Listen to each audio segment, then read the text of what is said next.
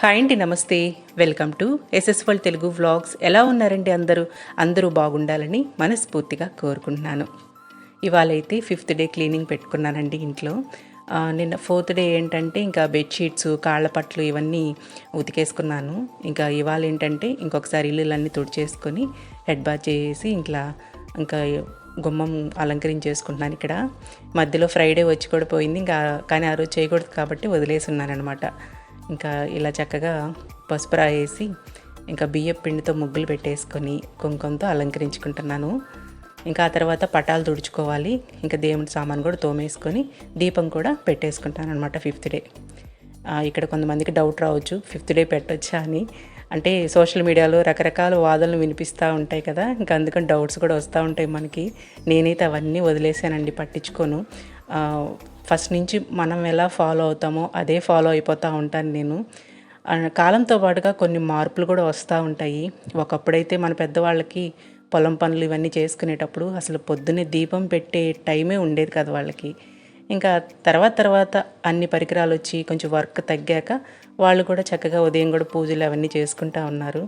అలా కాలంతో పాటుగా చాలా మార్పులే వస్తూ ఉంటాయి. పూజ అనేది ఇలాగే చేసుకోవాలి, క్లీనింగ్ విషయంలో ఇలాంటివే పాటించాలి అని ఎక్కడ రాసిపెట్టి లేదండి. మనకున్న పరిస్థితులకు అనుకూలంగా చేసుకుంటూ వెళ్ళిపోవడమే. నేనైతే అదే పాటిస్తూ ఉంటాను. ఇలాంటివి పిచ్చి పిచ్చి డౌట్లన్నీ పెట్టుకుంటే అసలు మనం ఇంకా దేవునికి పూజ కూడా చేసుకోమండి.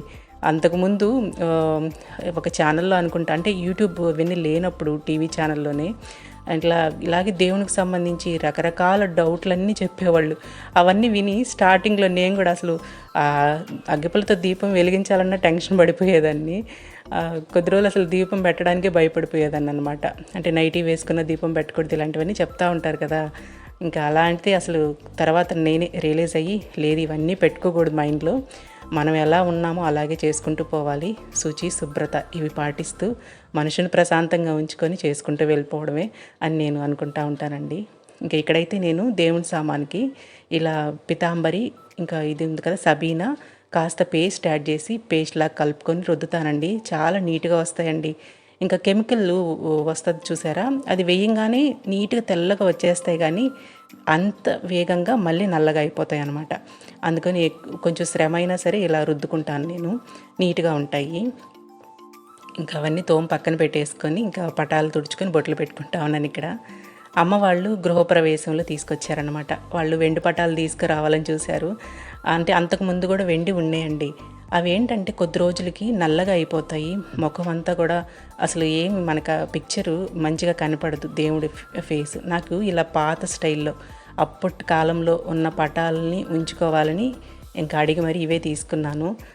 అటు ఇటు తిరుగుతున్న దేవుడు మన సైడ్ చూస్తున్నట్టుగా నవ్వు ముఖంతో కనపడుతూ ఉంటారు. అందుకని నేను ఇవే తెప్పించుకున్నాను అన్నమాట అమ్మ వాళ్ళతోటే. నిజమే కదండి, అప్పుడు పటాలే బాగుంటాయి కదా, నాకైతే అలాగే అనిపిస్తుంది అనమాట. ఇక్కడైతే ఇంకా గంధం బొట్టు, కుంకుమ బొట్టు పెట్టుకుంటా ఉన్నాను. ఇక్కడ ఇంతకుముందు ఒక షార్ట్ వీడియోలో ఒక సిస్టరు కామెంట్ పెట్టారు. తను పాపము కన్స్ట్రక్షన్లో ఉందంట ఇల్లు, హోమ్ టూర్ చేయండి అక్క, ఏదైనా ఉపయోగపడుతుంది నాకు ఈ టైంలో అని చెప్పి అడిగారనమాట. ఏంటంటే మన ఇల్లు ఇంకా అనుకున్నవన్నీ చేసుకోలేదండి, ఇంకా అసంపూర్ణంగా ఉన్నాయి. కొన్ని చేసుకోవాలనుకున్నవన్నీ కొన్ని ఇంకా ఇన్కంప్లీట్గా ఉన్నాయన్నమాట. అందువల్ల చూపించలేకపోతున్నాను. తప్పకుండా ఫ్యూచర్లో అయితే చేస్తాను వీడియో అనేది. ఇంకా దేవుని గది బెస్టా, ఇలా కబోర్డ్ బెస్టా అక్క అని కూడా అడిగారనమాట. ఎక్కువ ప్లేస్ ఉంటే మాత్రం దేవుని గదిని ప్రిఫర్ చేస్తాను నేను. ఇప్పుడు చూపిస్తున్నాను చూసారా, ఈ ప్లేస్లో యాక్చువల్గా నాకు రూమ్ రావాలి. చివరి వరకు అది అలా పెండింగ్ పెట్టేశారు మా వారు. నాకేమో గది కావాలని చాలా ఆశపడ్డాను. పక్కన విండో చూస్తున్నారు కదా, ఆ విండో కూడా దేవుని గదిలోకి వస్తుంది అనమాట. అక్కడి నుంచి మాకు తూర్పు నుంచి సూర్యరశ్మి పడాలి అనే ఉద్దేశంతో పెట్టించుకున్నాను. కానీ చివరిలో ఇంకా డ్రాప్ అయిపోయి ఇంకా కబోర్డ్ పెట్టించారు. ఎందుకంటే హాల్ కాస్త చిన్నది, ఇంక ఇక్కడ రూమ్ వచ్చేస్తే క్లోజ్డ్గా అయిపోద్ది అనే ఉద్దేశంతో ఇంక ఇట్లా వుడ్తో చేయించారనమాట. ఇంకా నేను ఇంకా ఇట్లా ప్లాన్ చేసుకొని ఇంకా ఇప్పుడు చూస్తున్నారు కదా, ఇట్లా డ్రా లాగా లాక్కుంటే మనం ఎక్కువ పూజలు చేసినప్పుడు, ఎక్కువ పలహారాలు పెట్టాలన్నా, బట్టలు పెట్టాలన్నా ఇక్కడ పెట్టేసుకోవచ్చు. వద్దు అనుకున్నప్పుడు లోపలికి డ్రాని పంపించేసేయచ్చు కదా. ఇంకా అలా చేయించుకున్నాను. ఇంకా కింద 2 ఇట్లా డ్రాలు వచ్చేలాగా పెట్టుకున్నాను. ఇంకా మనం పూజకి సంబంధించినవన్నీ పెట్టుకునేలాగా ఇంకా తప్పక ఇలా చేసుకున్నారనమాట. ప్లేస్ ఎక్కువ ఉంటే మాత్రం రూమ్ ఉంటేనే బాగుంటుంది. కానీ ఇప్పుడేమనిపిస్తుందంటే ఎక్కువ పూజలప్పుడు ఇక్కడ ముందరంతా ఓపెన్ ప్లేస్ ఉంది చూసారా, ఫ్రీగా కూర్చొని పూజ చేసుకోగలుగుతున్నాం. అంటే నేను మా వారు కూర్చోవాలన్నా పిల్లలు కూర్చోవాలన్నా ఫ్రీగా ఉందన్నమాట. రూమ్లో అయితే కూర్చోలేం కదా అని అనిపిస్తుంది అనమాట ఇప్పుడు. ఇదైతే నా ఓన్ డిజైన్ అయితే కాదండి, నేను కూడా నెట్లో సెర్చ్ చేసి ఇంకెలా చేయించుకున్నానమాట.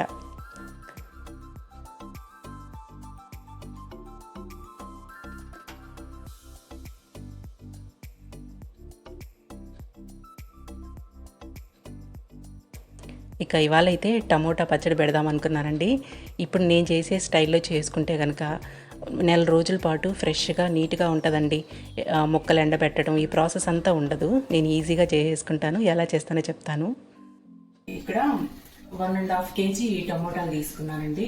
1.5 kg టమోటాలు ఇట్లా చిన్న చిన్న ముక్కలు కట్ చేసి పెట్టుకున్నాను. ఈ ఈ గ్లాస్ ఉంది కదా, ఈ గ్లాస్ నిండా కళ్ళుప్పు తీసుకున్నాను.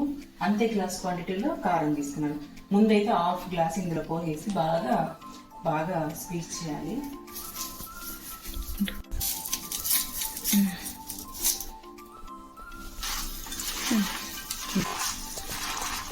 దీని నిండా ఆవాలు తీసుకున్నాను.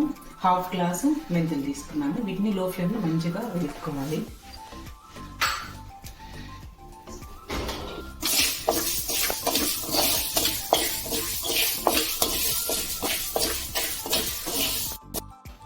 ఇట్లా బాగా తీసుకెళ్ళండి. ఇప్పుడు ఈ జ్యూస్ కొంచెం వచ్చాక ఇవి పిప్పిని ఇందులో వేసుకోవాలి. బాణల్లో వేసుకొని ఫ్రై చేసుకోవాలి. చూపిస్తాను. ఇంక ఇది బాగా పిసికాకండి జ్యూస్ని ఈ పిప్పిని సపరేట్ చేసేసుకోవాలండి. ఇంకా ఒకేసారి బాండల్లో వేస్తా ఉన్నాను ఈ పిప్పిని. ఇంతకుముందు కూడా అంటే చాలామంది పిప్పిని ఎండబెట్టి జ్యూస్ని ఎండబెట్టి కూడా చేస్తూ ఉంటాం కదా. నేనైతే అట్లా చేయడం మానేశానండి. అదొక పెద్ద ప్రాసెస్ లాగా ఉంటుంది. పైగా ఒకలాంటి ఊదు స్మెల్ కూడా వస్తుందండి ఆ పచ్చడి. ఇది అనుకోండి చక్కగా చాలా ఫ్రెష్గా ఉంటుంది. ఎప్పుడు కావాలంటే అప్పుడు చేసుకోవచ్చు. ఒక నెల రోజుల వరకు బయట ఉన్నా పాడవదనమాట. ఇంకా ఈ గుజ్జులోనే ఇప్పుడు జ్యూస్లో 100 గ్రాములకు పైనే చింతపండును నానబెడుతున్నానండి. 1.5 kg కదా, 100 గ్రాముల కన్నా కాస్త ఎక్కువ చింతపండుని ఈ గుజ్జులోనే వేసేసి మిగిలిన కళ్ళుప్పు ఉంది కదా, ఆ కళ్ళుప్పు కూడా పోసేసి పక్కన పెట్టేస్తే చింతపండు బాగా నానుతుంది. ఇంక ఈలోగా ఈ బాణంలో వేసిన ఈ పిప్పులో 1 గంట నిండా ఆయిల్ పోసేసి బాగా వేపుకోవాలండి. లో ఫ్లేమ్లో పెట్టుకొని నూనె బాగా పైకి తేలే వరకు వేపుకోవాలన్నమాట.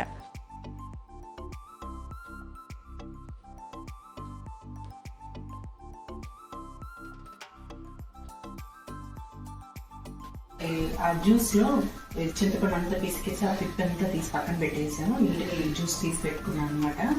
ఇంకా పొడి కొట్టేసుకున్నాను. ఆవాలు మెంతులు పొడి కొట్టేసుకున్నాను. వెల్లుల్లిపాయలు రబ్బలు ఉంచి పెట్టుకున్నాను. ఇప్పుడు నెక్స్ట్ ప్రాసెస్ ఇది కూడా మగ్గించు.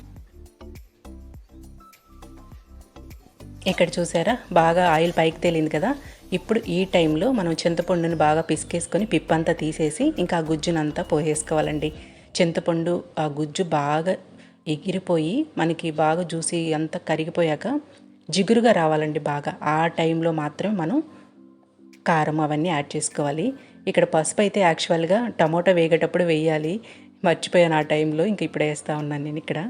ఇంకా చిట్లు పడకుండా ఇంకా మూత పెట్టేసి ఇంకా లో ఫ్లేమ్లో బాగా జిగురు వచ్చేదాకా ఉడికించుకోవాలన్నమాట. చూసారు కదా కింద జిగురుగా వచ్చేసింది.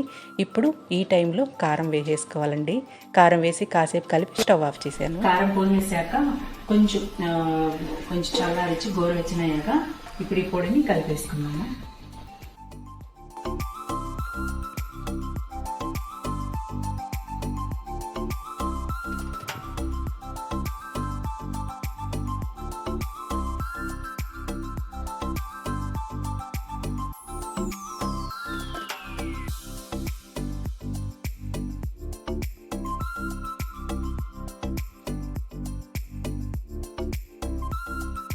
ఇంకా ఫైనల్గా పోపు పెట్టేసుకుంటున్నానండి. ఇక్కడ 1/2 గ్లాస్ వరకు ఆయిల్ తీసుకున్నాను. ఇంకా ఆవాలు, జీలకర్ర, మెంతులు, పచ్చెనపప్పు, మినప్పప్పు ఇవన్నీ వేసేసుకొని కరివేపాకు, ఇంగువ తప్పకుండా వేసుకుంటే మంచి సువాసన ఉంటుంది. ఇంకా బొడ్డు మిరపకాయలు ఉన్నాయి కదా, అవి కూడా వేసాను పోపులో. కొన్ని వెల్లుల్లిపాయలు ఇట్లా పోపులో వేసి కొన్ని పచ్చివి పచ్చళ్ళలో వేసాను అనమాట. ఈ పోపు అంతా పూర్తిగా చల్లారాకే కలుపుకోవాలండి. చక్కగా 1 మంత్ అయినా బయట ఉన్న పాడవదు, మంచి టేస్ట్ ఉంటుంది అనమాట ఈ పచ్చడి. ఇంక ఈలోగా మా పాప స్కూల్ నుంచి వచ్చింది. ఇంకా బాణల్లో ఇంకా కాస్త అన్నం వేసి నెయ్యి వేసి ఇంకా టేస్ట్ అడుగుతున్నాను, ఎలా ఉందో చెప్పు పాప అని. ఇంకా మన అమ్మ వాళ్ళు కూడా చిన్నప్పుడు రోట్లో పచ్చడి దంచినప్పుడు రోట్లో అన్నం వేసి నెయ్యి వేసి ముద్దలు కలిపి పెట్టేవాళ్ళు, గోంగూర పచ్చడి ఇవన్నీ చేసేటప్పుడు. ఇంకా ఇలాంటివి మన పిల్లలకు కూడా రుచి చూపించాలి కదా, ఇంక ఈ బాండట్లో వేసానమాట. ఇంకా ముద్ద పెట్టగానే మా పాప ఎక్స్ప్రెషన్స్ బాగుందా లేదా చెప్పాలా వద్దా అని చూసింది. ఎందుకంటే ఆ బాండల చుట్టూతా మనం కలిపినప్పుడు కాస్త ఉప్పు పట్టుకో ఉంటుంది కదా, కాస్త ఉప్పుగా అనిపించింది. ఇంకా వీడియో కోసం పాపం బాగుందమ్మా అని చెప్తుంది అక్కడ. నిజానికి కాస్త ఉప్పుగా అనిపించింది, కానీ పచ్చడి అయితే బాగుండిందండి టేస్టు. ఇంకా మా వారు ఫ్రెండ్ వచ్చారు అదే టైంలో, హైదరాబాద్ నుంచి వచ్చినారనమాట అన్నయ్య. ఇంకా వాళ్ళకి టీ పెడతా ఉన్నాను ఇక్కడ. నా టీ అంటే చాలా ఇష్టం అండి వాళ్ళకి. కాస్త మీగడ పాలల్లో అల్లం, యాలక్కాయ, మిరియాలు ఇవన్నీ దంచి వేస్తానన్నమాట. చాలా బాగుంటాయి అని చెప్తూ ఉంటారు వచ్చినప్పుడు. ఇంకా టీ పెట్టిస్తున్నాను ఇక్కడ.